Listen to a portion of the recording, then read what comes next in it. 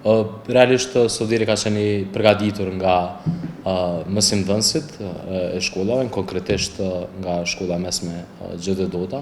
Në pothuajse secilën shkollë që e kam vizituar përgjatë këtyre 2 muajve që e kam marrë mandatin, kam parë software të ndryshëm të cilët i përdorin, që i kanë krijuar për nevojat e tyre të brendshme për administrim më të lehtë nga shkolla në shkollë. Edhe sigurisht pastaj me që se pash edhe është e domosdoshme që të lehtësohet bara administrative për secilin mësimdhënës, staf drejtues të secilës shkollë, në këtë rast drejtorët, zëvendësdrejtorët, sekretarët dhe gjithë tjerët, por edhe të lehtësohet aplikimi për nxënësit, por edhe të ofrohet transparencë edhe të kemi përzgjedhje meritokratike në secilin prej këtyre shkollave, atëherë me këtë vullnet, pra kjo ka qenë shtysa për cilën e kemi implementu kësaj radhe digitalizimin e aplikimit. Po, ka pas sfida që ka qenë teknike, lidhur me software-in, për cilat janë përmisu gjatë ditëve të aplikimit, pra gjatë asaj periudhe që kanë qenë hapur, janë përmisu gjatë tërkohës, sigurisht, kësaj radhe ka qenë një farë lloj pilotimi, meqense se aplikimi është bë edhe në formë fizike, janë verifikuar dhanat nëse të njëjtat korrespondojnë me aspektin digital, edhe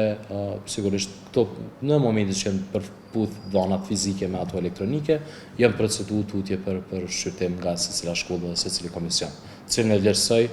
secilin prej tyre për një angazhim të madh që kam pas gjatë këtyre ditëve.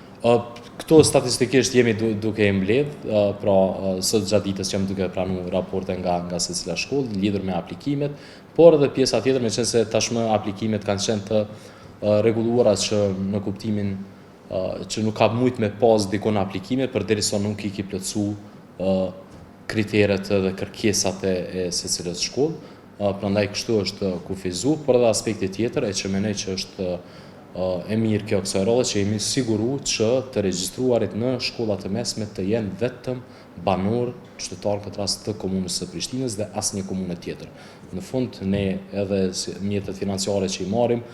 prej Ministrisë të Arsimit, por edhe pjesa tjetër e gjitha obligimeve të hyrave që krijohen nga komuna e Prishtinës janë nga banorët e Prishtinës. Prandaj edhe shkollat tona duhet të jenë për banorët e Prishtinës. Për këto sigurisht nevojitet të ndryshohet edhe baza ligjore juridike, në këtë rast ligji, udhëzimet administrative dhe gjitha aktet tjera juridike, kështu që në momentin që ato na hapin rrugë që shërbimet të digitalizohen, ne do të digitalizojmë në tërësi. Por ajo se çka do të ndjekim si drejtoria e arsimit, do të ndjekim që secili shërbim paralelisht të digitalizohet, pra të kemi platforma elektronike të aplikimit për kopshte, për pagesat të kopshteve në formë elektronike, për regjistrim në klasë të parë në formë elektronike, pastaj për regjistrimin në klasë të 10 në formë elektronike, por edhe komunikimi në mes të prindit dhe mësimdhënësit të jetë në kuadër të softvereve, pra që ta lehtësojë edhe menaxhimin, pastaj edhe nga drejtoria e arsimit, por edhe për secilën shkollë, e që mendoj që është një sfidë e veçantë për drejtorinë e arsimit sot në Prishtinë, për shkak të databazave të ndryshme dhe për shkak të komunikimeve fizike që ndodhin me secilën shkollë. Por unë i gëzojmë shumë faktit edhe një herë që nxënësit nuk kanë pasur nevojë më të presin për orë të tëra para shkollave